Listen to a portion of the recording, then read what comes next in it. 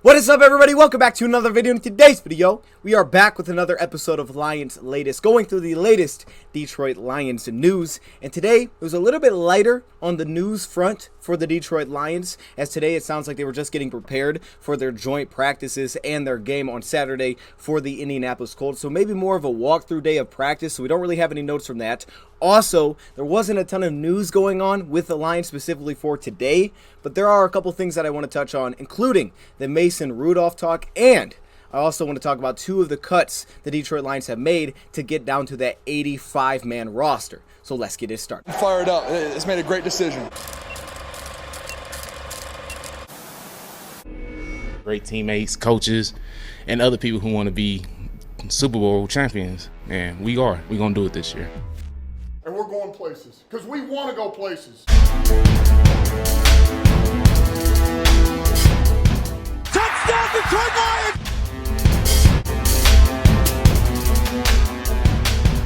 Before long, we're going to be the last one standing. Welcome, everybody, to another video. Glad you guys are here, and we are back with another Lions latest video. Man, it's good to be back. Always love doing these type of videos, but there is a little bit of rumor out there. I wouldn't even call it a rumor. It's just something that has been brought up by a former NFL GM and a guy that he thinks the Lions will be interested in by the end of the week, apparently. So we'll see if anything happens. I'm sure you've seen it. All right, the quarterback for the Pittsburgh Steelers that he thinks the Lions will end up trading for. So we're going to talk about that. But before we get into any of that, I do want to discuss the two roster moves the Lions have made, as they had to get down to 85 players on their roster, I believe by 4 p.m. Eastern time today, and the Lions did that. So the two players that the Detroit Lions cut today include, number one, safety Brady Breeze. Definitely got to give a shout there for Rad for calling that. That was a good call. I see you, Rad. But with that being said, this is unfortunate. Brady Breeze was definitely one of my favorite players on the Lions roster. A big fan of Brady Breeze, so wherever he goes, I'm wishing him the best of luck. Maybe he ends up back with the Lions. We did get to see him play a little bit last season for the Lions. It was a very tiny sample size, but he's also a former Oregon draft pick, and I liked him coming out of Oregon as well. I'm a fan of Brady Breeze, so to see that he got cut definitely hurt. I guess he got hurt on the opening kickoff in our first preseason game, so I'm sure that didn't necessarily help him because the Lions didn't get to really gauge where he was at. He seemed to be getting some pretty good reps in practice, but you also understood that CJ Moore was not participating, and it sounds like since he's come back, he's kind of filled back into a pretty high role in terms of the safety position. I don't know where exactly, but I would assume probably with the second unit. Also, Juju Hughes was working with Kirby Joseph, and Iffy has moved to the safety position, so it is a little bit crowded there in terms of trying to figure out the depth positions. But with CJ Moore back, not only does he fill in at the safety position, and I feel like with his contract, Lions re-signing him this offseason, I do think he's in a position to make the team, but also what he brings on special teams kind of takes the place of Brady Breeze, and then not getting to see him on the first preseason game definitely does not help. That was definitely unfortunate, but it does make sense. I do understand the cut. And also the Detroit Lions, or I should say Waive, right? He'll go through waiver wires, and the Detroit Lions have also waived on an injury settlement wide receiver Josh Johnson. So this is one of those UDFA signings the Lions made this season. This is the receiver out of Tulsa, definitely on the smaller side, nice little shifty receiver, and he was definitely knocked many times for his pass catching, his reliability as a pass catcher, and I thought maybe he was a little bit better there when I went back and watched him than maybe some of the narratives are on Josh Johnson, but he has been out for a little while now with Iffy Melifonwu. So speaking of the safety position, hopefully this means that Iffy is getting back soon, right? Because he's not on a list. He's just been out for an injury for a little while. Well, Josh Johnson was also in that mix of missing a pretty good amount of time with his injury. So of course, when you can't see the guy, it makes it tough. Then you also throw in the fact that Quintez Cephas is apparently back. He's reportedly back in practice. Okay, I'm just getting a Gillette commercial randomly. That's good. See, this is why I shouldn't wear the headset. Anyways, what was I talking about? We're talking about Josh Johnson. So Quintez Cephas is back. You also have made the addition of Maurice Alexander, which I think actually took place when Josh Johnson was dealing with his injury. They made a couple of plays in our first preseason game. Definitely, not high up necessarily, it seems like, on the depth chart right now, but he also brings some potential return ability. The Lions gave him some opportunities in Friday's game. So with all of those going on, the Detroit Lions have waived Josh Johnson on an injury settlement, which is going to give him an opportunity opportunity to go sign elsewhere. It's definitely great to see those UDFAs fight it out, battle it out, just give themselves a chance, give themselves an opportunity. It's unfortunate that he missed so much time with an injury where it's not like he has, that first preseason week film to show to other teams and things like that. So that stuff is unfortunate, but for a team that potentially is in need for a little bit of a dynamic slot, a very shifty slot that can make some things happen with the ball in his hands, maybe you'll get an opportunity elsewhere, and I'm definitely wishing him the best of luck. So those are the two cuts that the Lions have made, or the two waves, I should say, that the Lions have made to get down to the 85-man roster. This will continue. The next step they have to take is getting down to 80 players, and then it's to 53. That's the massive cut day. I'm sure that'll pop up in Hard Knocks. Don't think these will, but I'm sure when we get to the 80 to 53, that will pop up in Hard Knocks. Speaking of Hard Knocks is tonight. So the second episode of Hard Knocks airs tonight. I'm sure we'll talk about that on Thursday with Rad. May talk about it Wednesday. I don't know for sure. Maybe a couple major things that stick out to me when I watch it. I'll talk to you on Wednesday because I'm sure we'll have some notes and things to discuss tomorrow. But Thursday for sure, we'll be discussing that with Rad heading into our second preseason game against the Indianapolis Colts, as well as some joint practice news, because I'm sure we'll get that as well. Now, this Mason Rudolph talk, I don't want to make this episode super long of Lions Latest, because usually they are, so anytime I have an opportunity to make it a little bit shorter, I want to jump on that opportunity.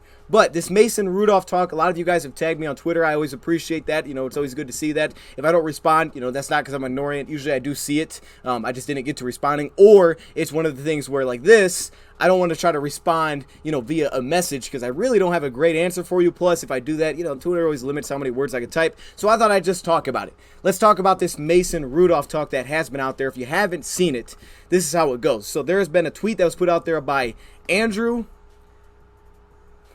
This name's going to give me Filipponi. I think that's the name. I guess he's from 93.7 The Fan, so I guess the radio station, and a former NFL general manager told Andrew that he thinks Mason Rudolph could be traded to the Lions by the end of the week. I don't know if that means he's got some sort of inside source, so he's like, hey, I'm hearing that maybe there's a chance, or maybe that's just a flat out prediction because hey, the Lions may need a backup quarterback. Mason Rudolph, Kenny Pickett, really all the quarterbacks do well for the Steelers in the first preseason game. Mitchell Trubisky, Kenny Pickett played last, and also Mason Rudolph. Hey, look, they don't need to keep three quarterbacks. We know Trubisky's making it. We know Kenny Pickett's making it. So that's an opportunity to potentially for the Steelers get something in return, and for the Lions potentially maybe upgrade at the backup quarterback position. Also, I have recently seen this been reported by MI Football. Okay, again, I don't know if they're legit, but they have put out some things that have come true. So we'll see if that happens or not.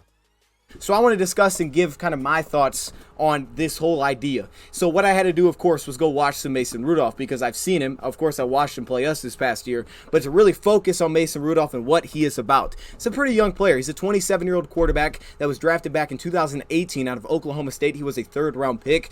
More prototypical size, 6'3", 235 pounds. He's not the most dynamic athlete when you watch him, but he has a little bit of a deceptive athleticism to him where he can make some things happen off schedule. He's a little bit calm and collected off schedule, which I wasn't really expecting to see. Also gotten some good experience in the NFL as well. In 2019, he started in 8 games. He went 5-3 in those games. His stat line through that time was 62% completion percentage, 13 touchdowns to 9 interceptions, an 82 passer rating, and 176 passing yards per game. That's not very high, but that's expected. The Lions did kind of something similar last year. It seemed like they were trying to not put the ball in the quarterback's hands too often last season when it went to the backup position, specifically for Tim Boyle when he had to fill in for Jared Goff. Now, what sticks out is probably the 9 interceptions in 8 games. Keep in mind, 4 of those interceptions took place in 1 game against the Cleveland Browns. Started in 8 games. He did as a whole play in 10 games. Now, some of those games, for example, like Cincinnati, he only threw the ball 16 times and he had a pick in that game. So that wasn't like he had a lot of passing attempts. Also, you look at the Jets, he only threw the ball 20 times. Seattle, he only threw the ball 19 times. But there were 8 starts within that span. However, 4 of those interceptions did come against Cleveland, so that definitely bumps up that number. If you take out that, it's actually not too bad, considering that really every single game outside of that Cleveland Browns game in the 2019 season where he started the 8 games, played in 10 games, he had a 81 or better passer rating, Also, aside from the Cincinnati Bengals game where he only threw the ball 16 times and he only had 8 completions. You take out those 2 games, so the big outlier and 4 interceptions, and also the game that he threw the ball the least amount, he had an 81 plus passer rating in all of the other games. That's not bad. That's not bad. Now, that's not to say he was throwing the ball 30 times. You know, the most completions he had in any of those games were 26. Now, I know people get caught up in the record there, and I always hear the same thing, and I'm going to give you guys my thoughts if you haven't heard it on the whole backup quarterback idea. They haven't had a good backup quarterback, you know, kind of that idea out there, and it's just like, man, the Lions can never win. They got to get a better backup quarterback. I think I point less to necessarily the specifics of just the backup quarterback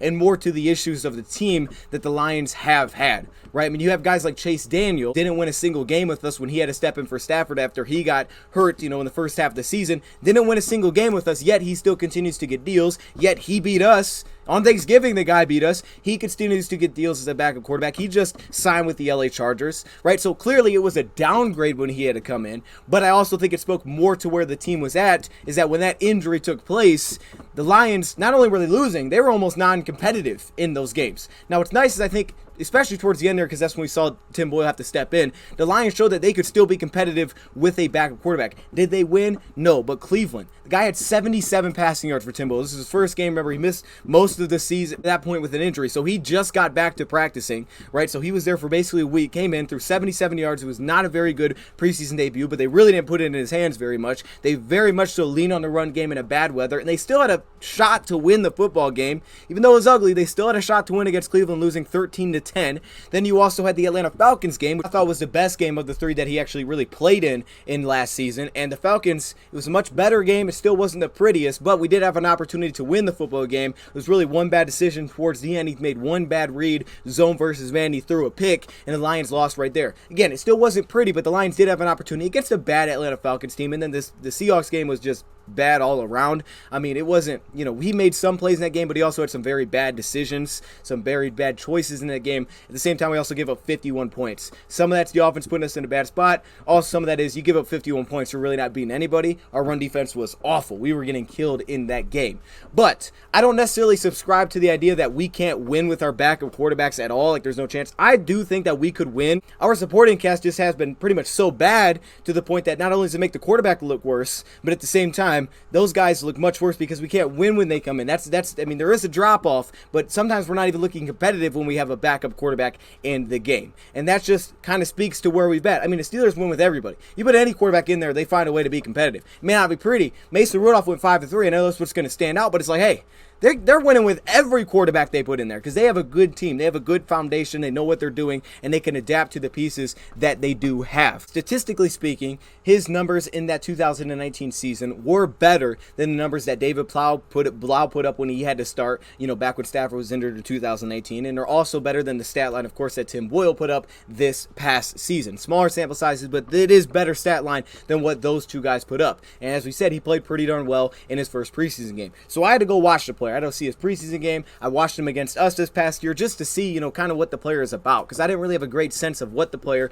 was about. I've seen highlights, I've seen little things of him, but not actually sat down and watched him. Schematically, I think the style of which he seems to play with would definitely, I think, fit within this offense, and I think it would be a very understandable backup to Jared Goff. Just in the play style alone and the way you watch Jared Goff kind of play the game and the situations they put, you know, on his plate and the positions that they put him in, I think it would make sense that he could definitely fit as a backup quarterback within this offense. Now, of course, you know, he'd be arriving kind of late, so he'd have to really kind of pick it up fast. But I do think schematically, just from the style that he plays with and the way that he does play, it would make sense that he would be able to fit and kind of replicate what Jared Goff was able to do, yes, in a downgraded fashion, but I could definitely see the schematic, the stylistically how this would work. Also, there were some things that I definitely liked when watching the player. First off, I liked, you know, the poise that he had to sit in the pocket, willingness to take a hit, and he's very patient, waiting for some of those underneath routes to develop, waiting for something to get open. He's not going to, you know, get happy feet and force the ball out super early. He will stand in the pocket. He actually moves the pocket pretty darn well from inside,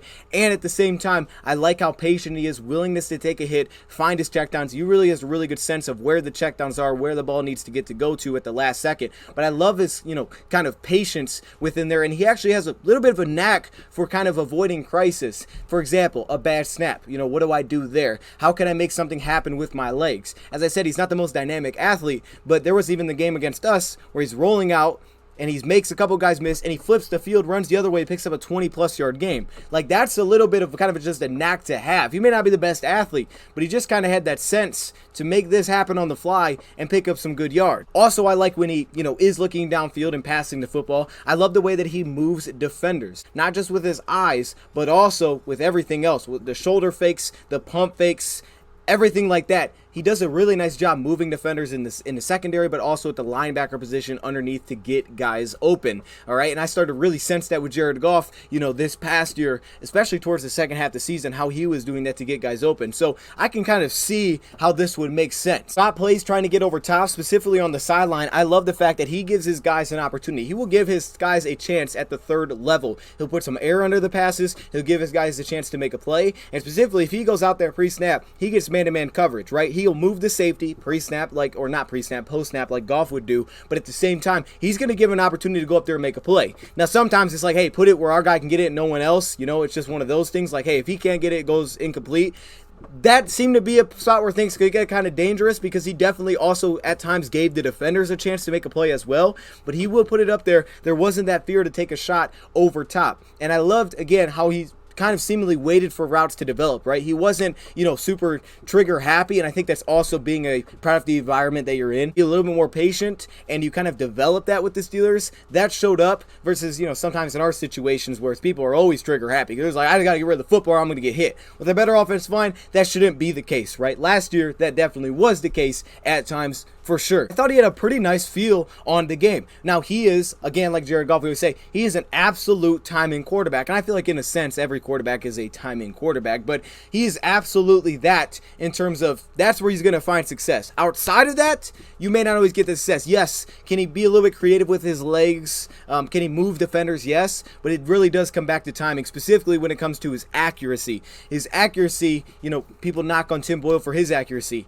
Mason Rudolph is not the most accurate quarterback that I've seen, and trust me, if we did make this trade, you will get inaccurate passes for Mason Rudolph. Not bad decisions, we'll get to that, but just inaccurate passes. He seems very dependent on what his base is, right? What does his base come to before he makes that pass? Is he stepping through his throw? There are many times where if there's any kind of push in his face, sometimes he won't follow through the pass, and passes sail. Passes consistently sail, especially underneath on him as well. He also doesn't seem to greatly adapt to, for example, if a route gets kind of closed off for a second or it's a little bit thrown off in terms of the timing, to adjusting his pass to hitting that. Coming back to the timing side of things, it's got to be on time. Things will get thrown off and he'll just miss guys because the timing is off. But especially when you talk about ball velocity, which he does not have a very big arm, timing is very key here. And you will get passes that are just inaccurate because sometimes he won't finish through the throw. The ball will either sail, or if it's deep down the field, it usually won't even get there. So that's an absolute thing that I noticed, is there are very inaccurate passes. There are inaccurate passes, right? The consistency is not necessarily there. And at the same time, there are bad decisions that he will also make. There are some dangerous passes, even in the preseason game, that he threw right at a defender. It was not picked off. I'm not mad about dangerous decisions because sometimes, you got to take the right risks, but he definitely takes some bad risks that are just, that's not a winning risk right there. Like the pass that Tim Boyle threw, I thought that was a bad decision. He also didn't really lead Cleo Pimpleton either. But sometimes it seems like he kind of loses track of guys, right? He's moving pieces. He'll lose track of a linebacker, lose track of a safety shooting down. Not usually seemingly on the first read, but it can happen throughout the progressions where he'll seemingly lose track of players and try to force it past, maybe even trust his arm a little bit more than he necessarily should. So you're not getting a guy that's like, hey, he's super precise. He's hitting everything. Like, that's not what you're getting here if you make this trade. I'll tell you that right now. So just be prepared. I don't know if we're going to make this trade. I'm just saying. He does seem, though, like a definite play-action quarterback, going to give you an opportunity. Ability to get outside the pocket and roll. You can definitely put that on his plate for sure, and I love his patience as well. But he seems like a pretty smart and aware quarterback. His experience probably definitely helped him a ton, so he doesn't seem like he's out there and he doesn't know what to do and he's panicking. You didn't see a lot of panic, I think, from this quarterback, but you did see some bad decisions, specifically on the passing side of things. I definitely see a lot of similar playstyle traits to Goff, but then just the concepts, right? You have the high-low concepts to attack a shallow corner cornerback, between the safeties. His willingness to stand in the pocket is very similar to Goff and take a hit. Right there you go, just kind of in the numbers game, right? You have the trips. Lions are going to show the interior blitz, so you're going to hit this underneath route. Lions did like the exact same pattern last season, and then this was maybe his best throw of the preseason. So to me, would this be an upgrade over David Blau and Tim Boyle? I will say this. I do like what I've seen from David Blau so far. Now, unfortunately, I didn't dislike Tim Boyle last year, especially through the season. I thought he did some good things, especially in that, Atlanta game, but I really want to see him take a big step within this offense this year. And, some of the money that he got wasn't a huge contract, but if we did end up cutting David Blau, it'd be $1.75 million dead, right? We gave him some guaranteed money this offseason. So it was unfortunate that I don't think he's taken that necessarily step. At least we haven't seen it yet. That could change. We could see it because we've seen flashes, but the consistency is not there right now for Tim Boyle. Not only in decision making, but also in accuracy. I guess in a way that's kind of like Mason Rudolph, but I would say to a higher degree. Okay, Mason Rudolph, especially when on time, if he gets planted, he has, I think, better ball placement ability, ball placement consistency, where he can kind of put the ball out of harm's way, protect his players better than Tim Boyle seemed to do. But there are some of those things versus David Blau, which I think seemingly has taken a pretty massive step, not only in training camp, because I was there pretty much every day, but also what I'm seeing in preseason, the first game. I think he's taken a really good step where he seems to be a little more patient in crisis, understanding, hey, where's my guy? You saw it immediately with Tom Kennedy, and then utilizing his legs now the right way, but also understanding, hey, I got to protect myself. I can't take these big hits, right? He had that one bad fumble at the end of the game, which needs to be cleaned up, but I think he's taken a nice step. I'm not mad at what David Blau has done. I'm really not. And if you make a trade for Mason Rudolph, hey, you made the decision right there, right? I mean, you don't trade for a backup and then like, hey, you know what? He might get cut. Like, no, I don't think that happens. I think you trade for Mason Rudolph. He is your backup. Boyle or Blau, you're getting cut. You're probably both getting cut. And there you go. That's just what's going to end up happening. Now, they won't probably cut both immediately, but both will end up being cut if you ended up making this trade for Mason Rudolph. Now, what will we have to give up?